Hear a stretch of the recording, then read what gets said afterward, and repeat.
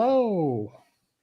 Hello. So, would this be a campfires and cat holes episode if we were having technical difficulties?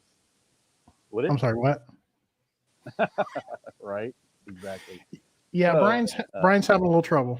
I have going on, but so green screen behind me. I had it all set up. Had a nice, beautiful backdrop today, and yeah. So my mic decided not at all. So I am on my iPhone, and I guess on an iPhone you can't use a back. It is what it is, man. We'll just pretend I'm in a tent or something. The show must go on, The right? show will go on. Okay. So, yeah, unfortunately, my mic won't be as great, and I'll try to keep this up here so you guys can hear me. And I don't have a great background tonight, so it is what it is. But we got some great guests tonight, so We I'm excited do. about that. I'm very excited about. I've been excited How does about this Sprinkle one. So let me set the background a little bit. So recently, I went on an overlanding trip in Kentucky and Tennessee, land between the lakes, and I was invited by Jeremy from All Things Outdoors. It was kind of his trip. He kind of planned it, and little did I know when he first invited me that I would also get to hang out with one of my other backpacking heroes, which would be David Gray, trail medic in the chat here. He's one of them. And then now I got to hang out with David Gray. So tonight we have both Jeremy and David Gray and we're going to talk a little bit about that trip. We're going to talk a little bit about backpacking. We're going to talk a little bit about the meetup that's coming up.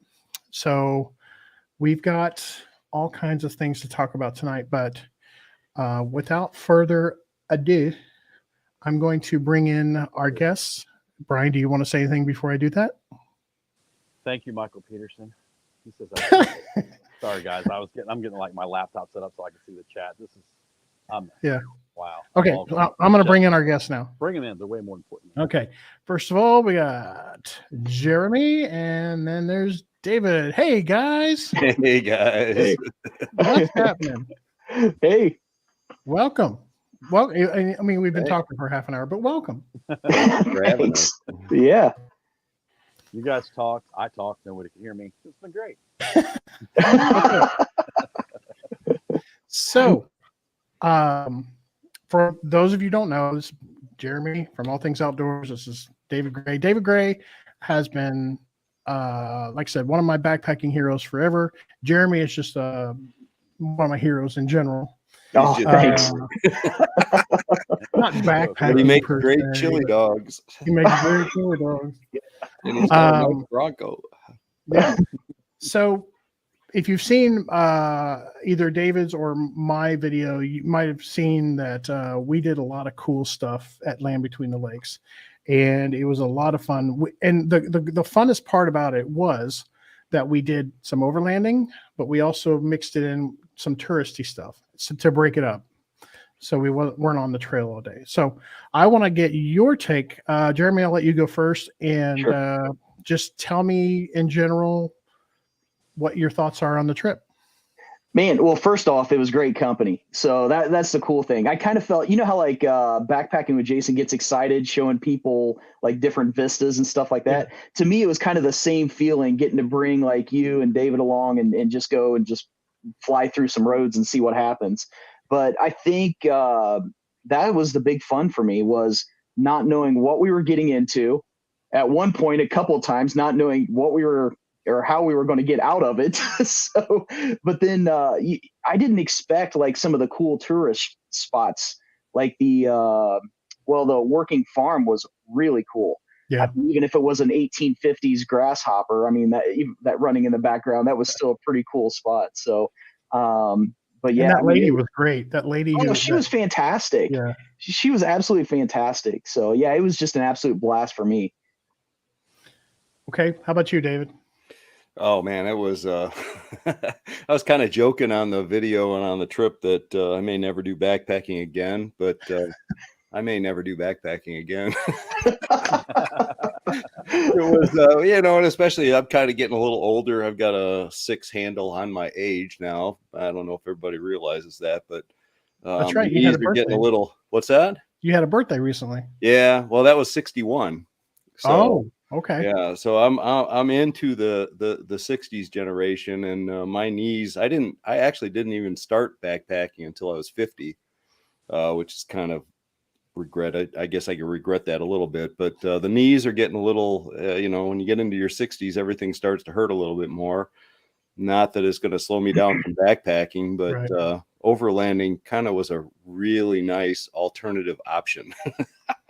No, it was a fantastic trip and something I'd wanted to do. We had done we rented Jeeps once, I think way back in like 2004 out in Colorado, and did what's called the Alpine Loop, which I think Jeremy wants to do this summer, which I heartily recommend. But man, it kind of gets the bug in you doing that kind of stuff in the backcountry. And then this one, when you got the coolers with all the real food in the back, and carrying everything with you like car camping, it was a blast. I mean, and it didn't hurt that we had a great group of guys to do it with. Right. And fantastic weather. We had actually absolutely perfect weather the whole time. So no, it was one of those dream come true trips. Nice. So I'll kind of go over the plan. The plan was that these guys were going down before me because I didn't get out of work until later, and I was actually late.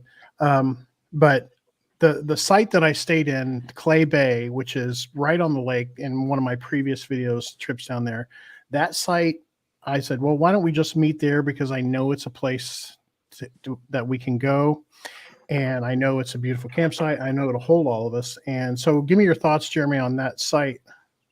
Oh, it was awesome. I mean, especially if you're a Stephen King fan. So,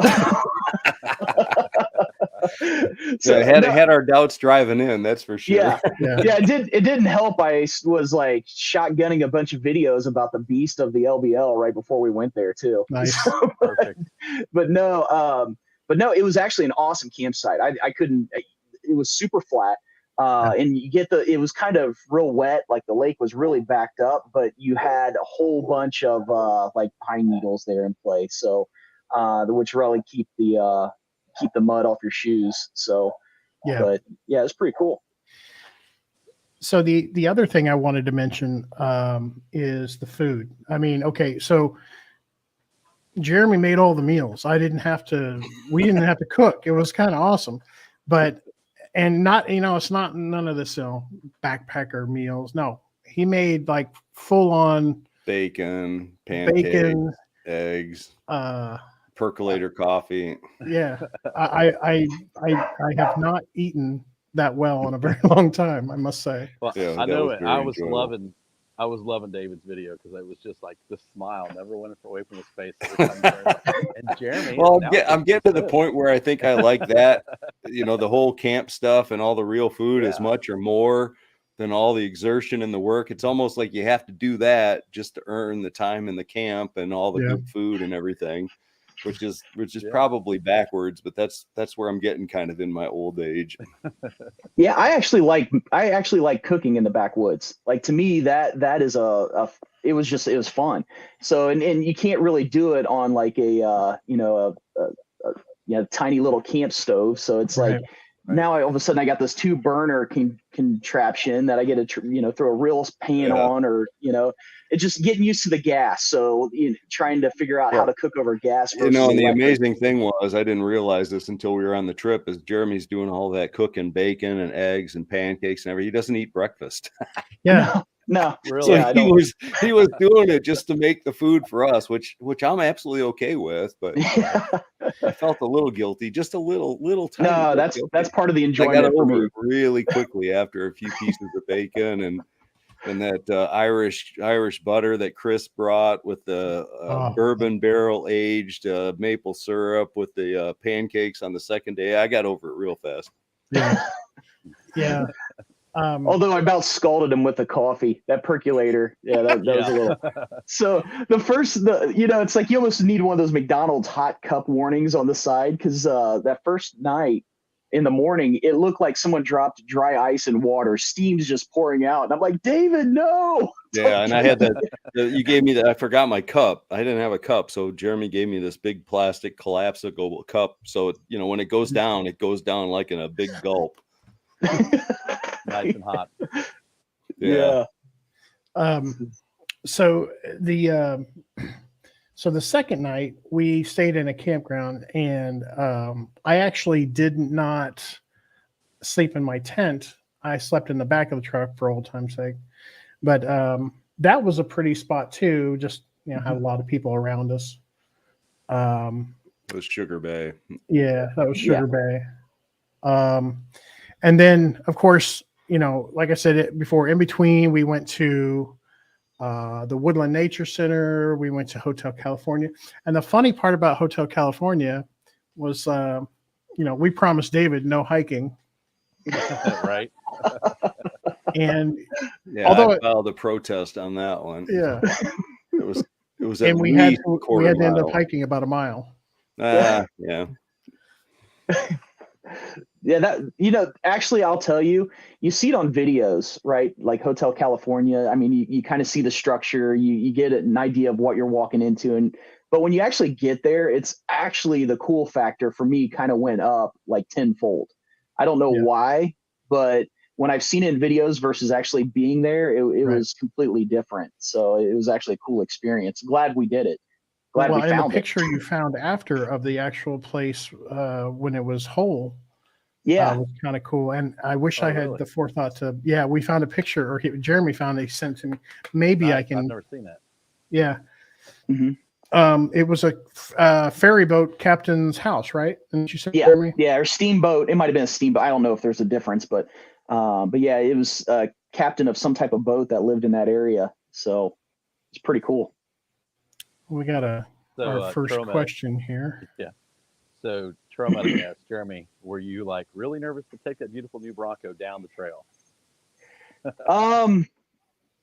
Actually, okay, so not really, but kind of on the second one. So if David and Chris's video, if you look, there was that second rut. The first rut, I was really I was confident.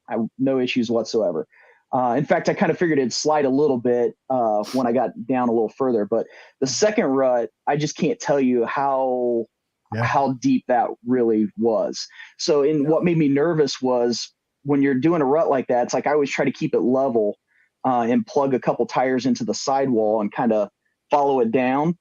I was kind of worried about sliding and then maybe causing some fender damage or something like that. It's like I want to do this stuff. And I have no doubt that we can get through it, but the goal is to get through it without damaging the side of the vehicle. Keeping your paint intact.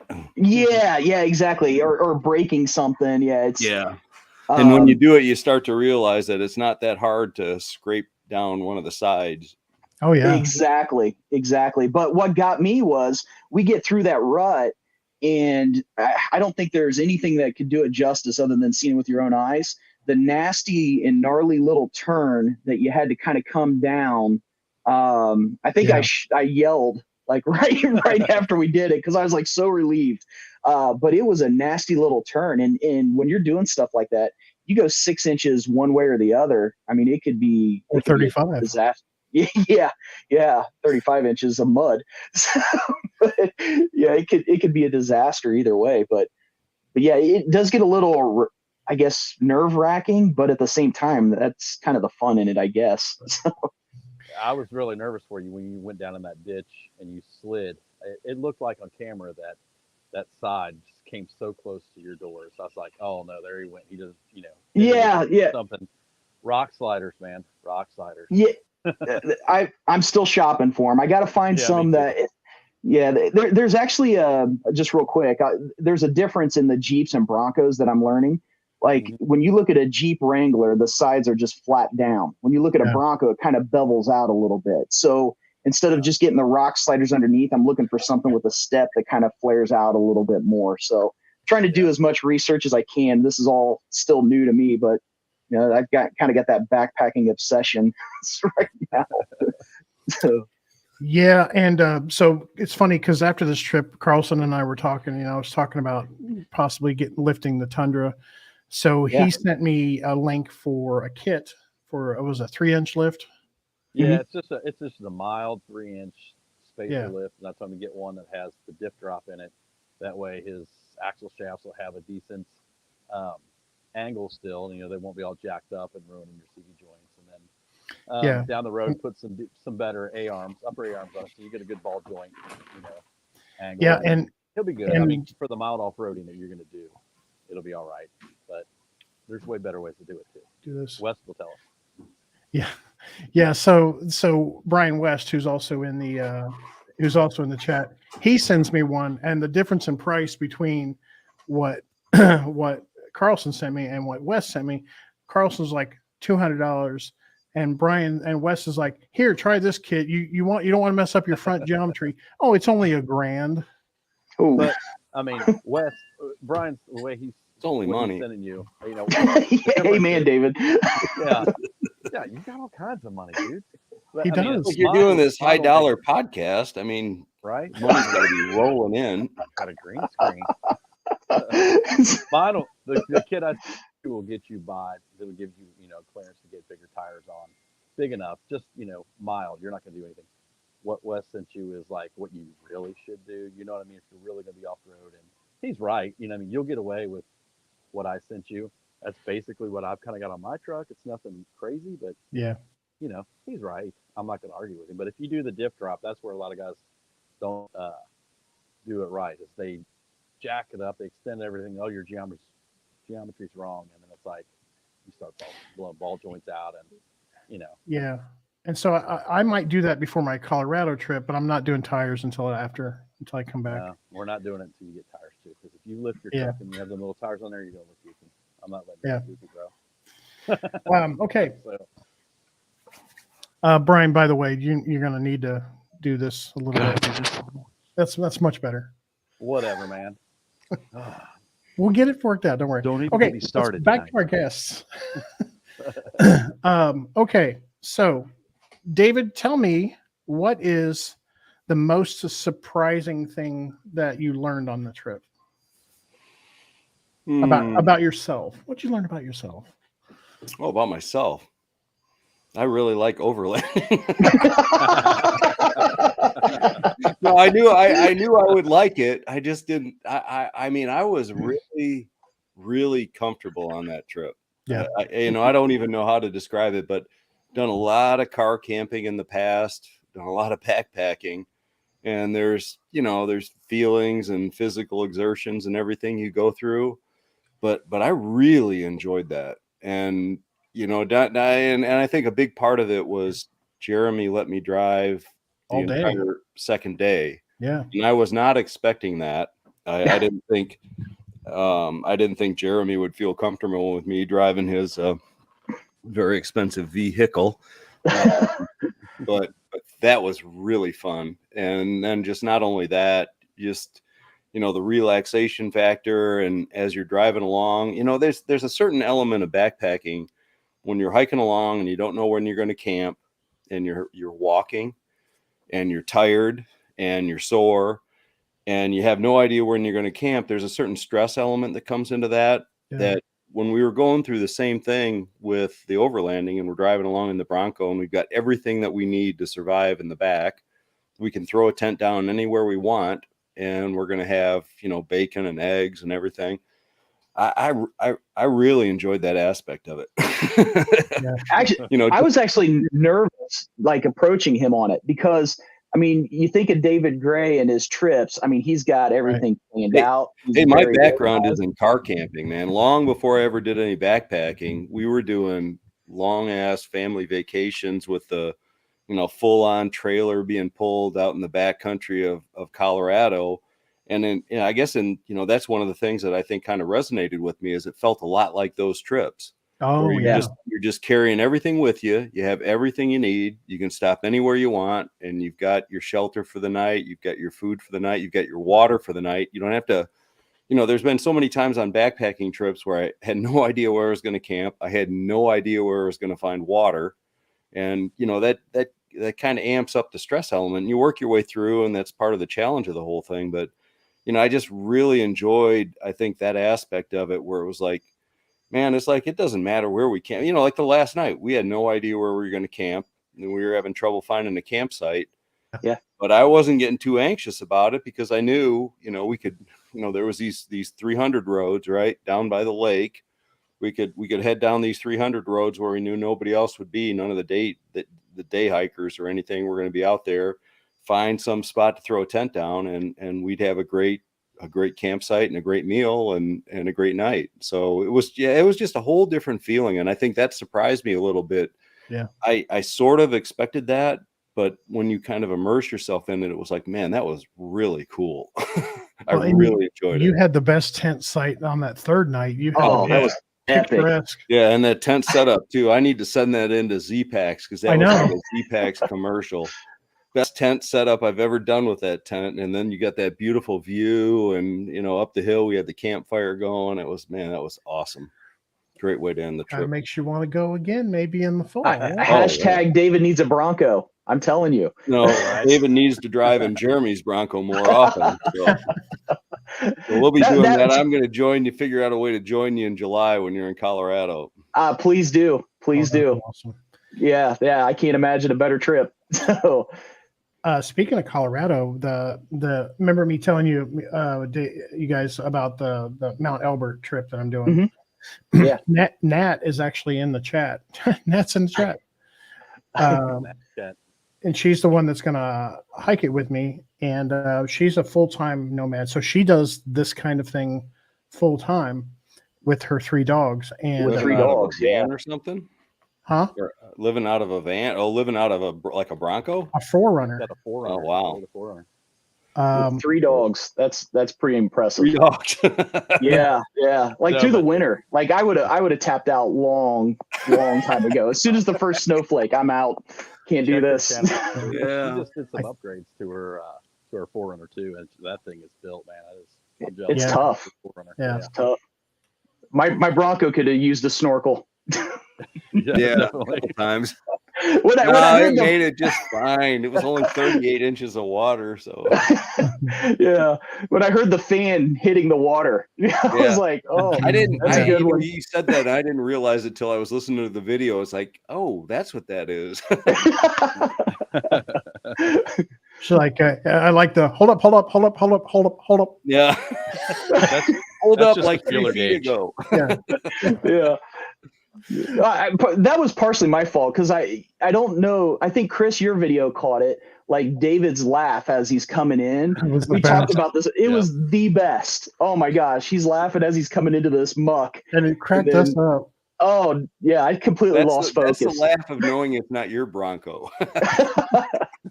Hey, I'll tell you, the way that I look at it, it's like everything has a time limit on Earth, right?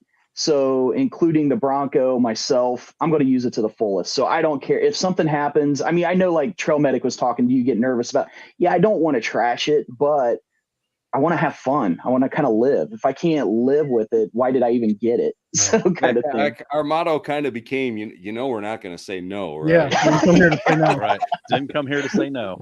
I didn't come here to say no. It's like, okay, it's your Bronco, man. Full sin. David, I tell you, David, I feel like Chris is kind of deflecting all the attention to us when he probably needs a little bit with. Yeah. Well, I mean, I'm telling you, that guy. That's the thing you don't really comprehend until you go on a trip like this is we wouldn't have done half of that stuff if we hadn't had a second vehicle. And Chris's vehicle with your vehicle had 35-inch brand new off-road tires with treads that were like an inch deep. Chris's did not. Right. His were racing slicks. He was going through 90% of that stuff. And if he hadn't been there for us, we would not have done the stuff that we did. And, it kind of goes without saying, but it's like, there is just no way when you're on a trip like that, you realize it's like, I'm not doing that, not unless because think about it. Think about the difference. If there's another vehicle there that can pull your ass out when you get yourself in a little trouble versus being on your own. And how are you going to get yourself out of that if you don't have if you have a winch? Okay. Yeah. That's a whole different story, but we did not. And so having that second vehicle enabled us to do all of that stuff. It's that 5%. Yeah. That only came into play one time, so it probably was about 5% if you think about it. Right. Yeah. Just you don't know what's under there. Yeah. I will say, And I think, if we're being honest, I think going into that, I was kind of thinking that was the way we were going to get out of it. Yeah.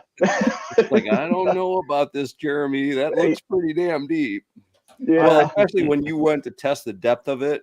yeah, Damn near fell in. That was the Yeah. most Yeah. hilarious part of that. The video I did. You're sticking that stick down, it just keeps going down, and you almost fall in, and then Chris grabs you from behind. It's like, oh, Yeah.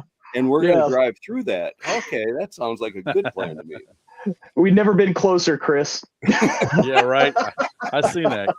Chris definitely saved you from head first. I right stole into him the from puddle. Brian.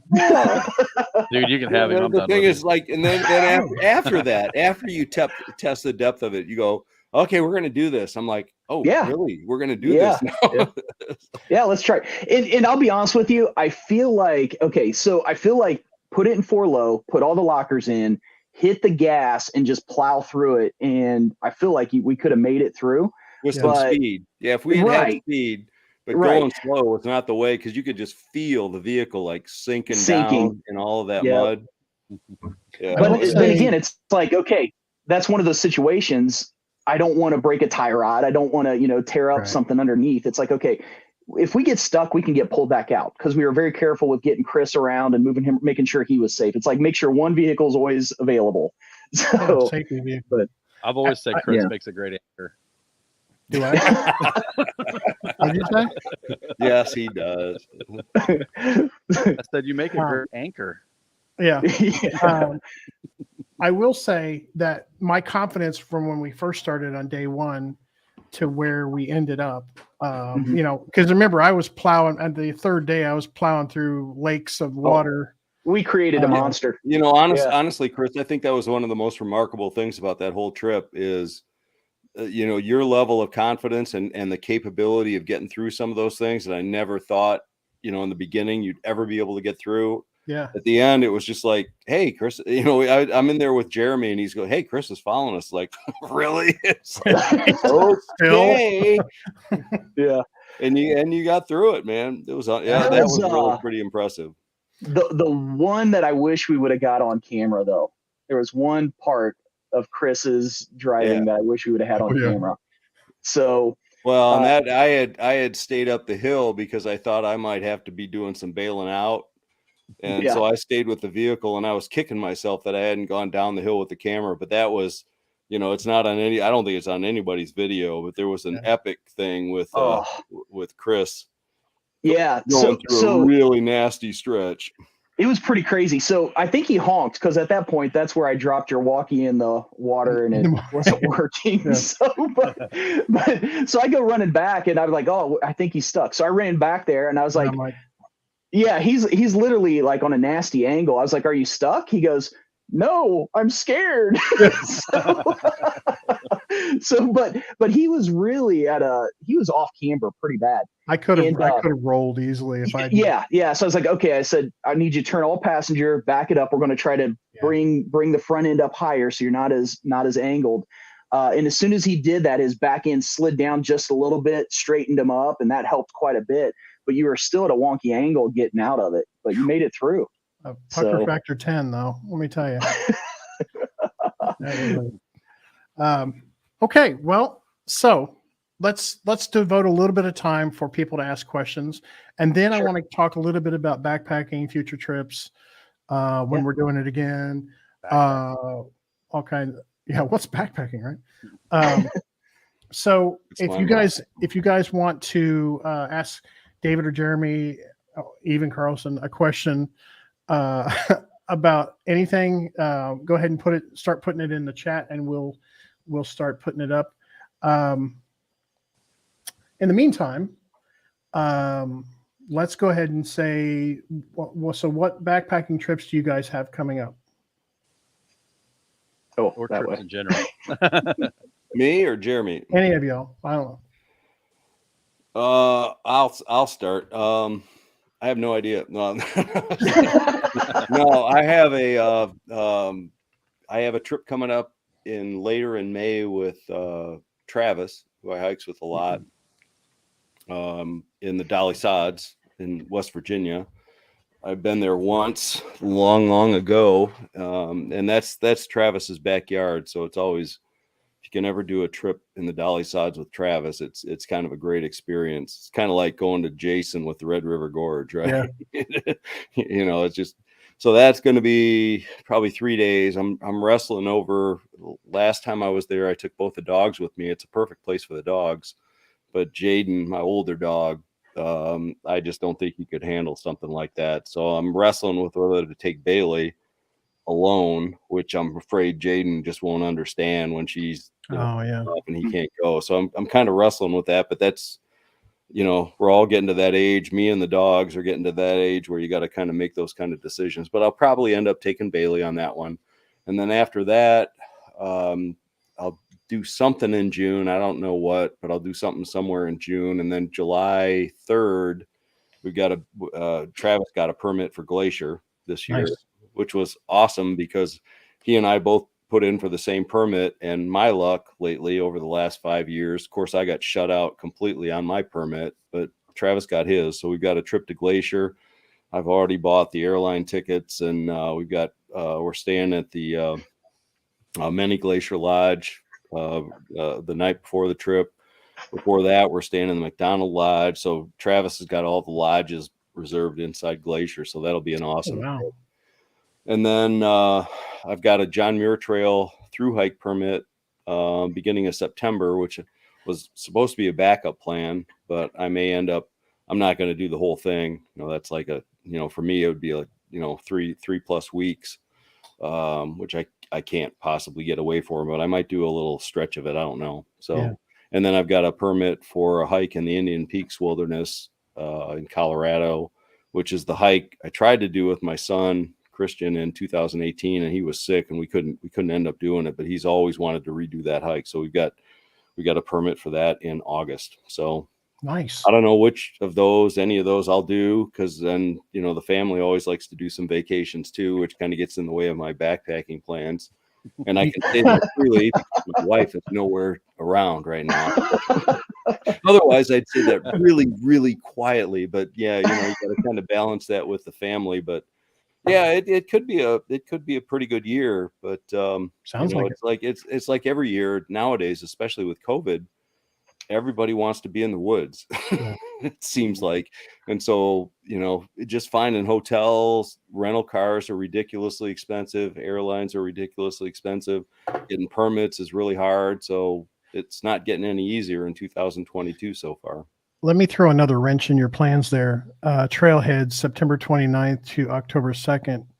That's the thing over in Ohio, the big gathering of backpackers. Oh, well, I have no plans then. That's okay. That's kind of getting late in the season for any kind of thing out west because it gets to be winter. Yeah. That's what I learned. I've done one trip like mid-September where damn near froze to death. It's like I don't think I'm doing anything that late out in the mountains out west. Yeah. Okay. What about you, Jeremy? Well, actually, the biggest thing I want to try to do this coming summer, I want to get back into fishing. I know, Chris, you're a huge fan of fishing. So, but actually, I've been talking to my buddy Goat, World According to Goat channel, and he's actually an amazing muskie fisherman. So I want to try to do some kayak fishing for muskie, and maybe just do a couple of river trips with him. But outside of that, and then maybe like I said, the Colorado trip is definitely on my list. I into July. I forgot Jeremy's Colorado trip. I'm going with him on that. You better not pencil anybody else in for that. Nope, you're covered. By the way, Jeremy, if you ever want someone to go fishing with you, Carlson fishes.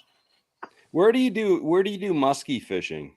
Is that like up in Michigan or Minnesota or like the Lake Erie? And then there's some rivers I think that Goat has marked. I'm not sure of them. He's told me about them. I know he's also is it Allegheny. He was thinking about doing a couple-day kayak trip on the Allegheny. So I'm like, that would be pretty cool too. Pennsylvania or yeah. Okay. So but definitely want to do that. As far as backpacking, I'd like to get at least one really good trip in, maybe to I don't know, maybe to New Hampshire or something like that. But I'll always do my weekends in Red River Gorge. You know, I always take a couple weekends for that. We That's need a just- gorge trip, definitely. Yeah. Oh yes, this fall we need Yeah. another Gorge 2.0. I'll be up for that if you guys are doing it, man. You have to come, You'll David. be in the loop. We had so much fun. I'm not bringing the dogs this time. That's just too stressful. Yeah. Cliffs, man, it just freaks me out. But I have an excuse not to bring the dogs now. I'd love to do a Red River Gorge trip where I could just relax and enjoy it. Yeah. He might have to ride with Jason and myself on the Daniel Boone Byway too. Some. Oh yeah. Yeah. I'd like to do get down that. there to that. Yeah. I'm in. Yeah. That's another thing. I mean, you got some really. I mean, I hate to go all off road here, but I mean, I really kind of just fell in love with it. You know, it's like the geometry and the puzzles and trying to figure. You know, just like coming up to a tree. You know, what do? You pull it out of the way. You know, just figuring different things to get around and move. It's just like a whole different set of adventures. And so I mean, this summer I want to do some of the cats, some of the maybe Smoky Mountain 1000. Oh yeah. You know, just all those different little trails and adventures. So we also have a senior contingency in the chat, Brian West and Trail Medic, who both have able vehicles, and would also probably go on something like that. So I mean, we can have a convoy, you know. Yeah. I'd like to get down there to the Daniel Boone. I'd love to do that, but I've seen you've done some of it or most of it, Jeremy. So I've done all of it, and I took my daughter in the youth group out for an overnighter down in Red River Gorge, just getting to show them some of the stuff. And they kind of had to bail. I mean, their tent flooded, and it was really cold. So I look at my daughter, and she loves the outdoors. I'm telling you what. I look at her, and I got Gaia on my screen on the Bronco, and I've got the bypass all mapped out. I look at her, I'm like, hey, we're on the bypass, and this is section I haven't done yet. Do you want to do it? She's like, yeah.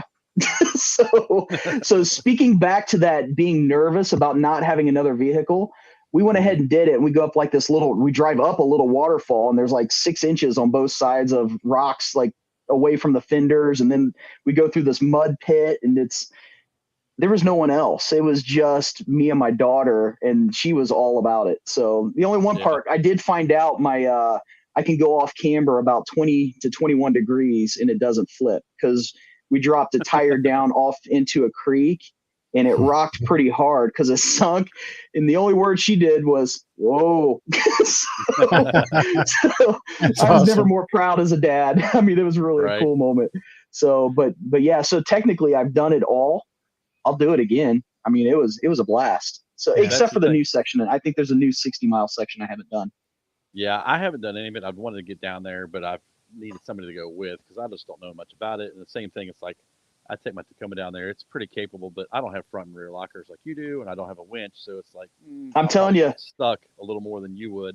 But if I had somebody to pull me out, I'll go. David, we'll let David drive, because I'm telling you, that guy, he crushed it. Yeah. So I'm much more Brian, experienced than I was when we went in, which is not much. So Brian, just so you know, I can pull your truck out because my tow strap that I got use out of this on the LBL there, it's 10,000 more pounds more than yours. But you'll never make it as far as my truck will go. I would be I would be able to pull you out. Okay, so let's talk a little bit about this weekend, because we've got some cool stuff coming up this weekend.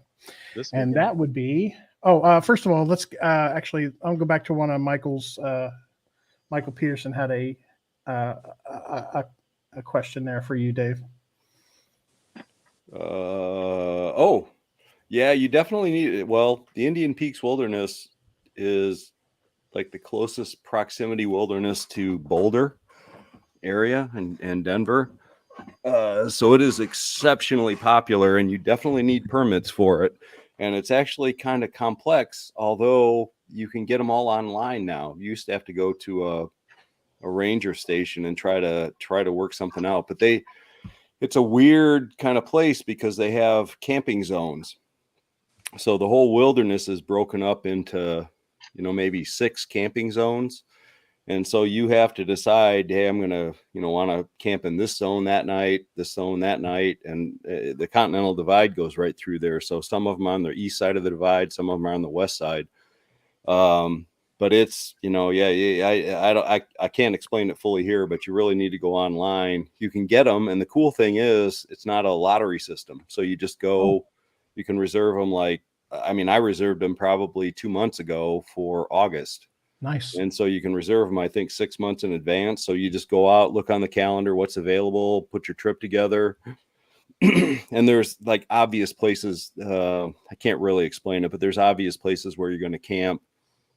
A couple of the zones on the east side of the Continental Divide where the day hikers go, you can't camp. So there's no permits available. So the first day you've got to either go north to get into one of the camping zones, and then over. There's Buchanan Pass and Pawnee Pass. One's on the south. Pawnee Pass is on the south. Buchanan Pass is on the north. And so you're going to go over, depending on which direction you want to go. You either go over Pawnee Pass the first day and then camp on the other side of the Continental Divide in one of the zones there. And then another, it's going to be, I think it's a 30-mile loop that you do there. And don't underestimate the terrain, as I learned on the 4-pass loop. So don't be thinking you're doing like an Indiana hike and you're going to do like 15 miles a day, because you're going to be at 12,000 feet altitude in the mountains in the Rockies. So you might want to scale the miles back a little bit. But, I figured we're going to do 3 nights. I've got a permit for 3 nights. And the thing I did for this trip that I didn't do on the last trip, which kind of hurt us, is I was going to go clockwise on the last trip, which means you had to go over Pawnee Pass on the first day and get up to and then hike up to another lake up where the camping zone was. I can't remember the name of the lake. This time we're going to go north out of, I think it's the Brainerd Lake trailhead. And so you don't have to gain a lot of altitude. You're going to shed some weight from your pack from eating everything. And then you cross Buchanan Pass on the second day, get a little more acclimated to the altitude, camp down there, then you end up crossing over Pawnee Pass on the third day. So, but yes, absolutely, permits are required. You can get them online. They're not hard to get. I think they're like, $6 or something like that, and they're available. Sweet. Okay. That's all good information. You're going to do that, yeah. I'm gonna do it now. It's very, very popular though. That's a downside of it. It's like one of the most popular areas in that whole thing. Is absolutely insane. Yeah. Okay. So this weekend meetup. This is the final. This is our final broadcast before the meetup. Jeremy, when did you say you're coming in? You're coming in Friday. Yeah. And Yep. you're coming in Friday, David, correct? Yeah, I'll be in Friday. I'm going to try to time it. If you guys are getting there early afternoon, I'll probably be there mid-afternoon, I'm thinking. Okay. And I've got my daughter's graduation from IU the next day, so that kind of threw a wrench in my plans, but I'll stay at least through chili dogs. Well, I wasn't going to mention that, but since you did, Jeremy, Chili dogs for me. Everybody else is on their own. So. Right. Jeremy, why don't you tell people what you have in store for them? Oh, okay. Well, a couple things. One, let's just lead off with the chili dogs. So I don't know. What'd you call it, Chris? Like grandma's hug? Yeah. If grandma's hug were in a food form, that's what that would be. Oh, yeah. Yeah. So these things are not bad. They're okay. And there's probably nothing in it that's good for you, just FYI. Absolutely. But I actually we're bringing some hot dogs in. And I made like 5 pounds of chili dog sauce. So Friday night, everybody can have chili dogs, the ATOD chili dogs, the ones I've been taking on these trips. So I figured he wasn't planning on coming, but backpacking with Jason may spontaneously pop up. That would be awesome. Just for the chili dogs. Yeah. But also a couple other things. I've been getting hit up a lot about hammocks. I wish I made more, but I am going to bring 3 hammocks down there. And I'm going to bring some of the polar jammers.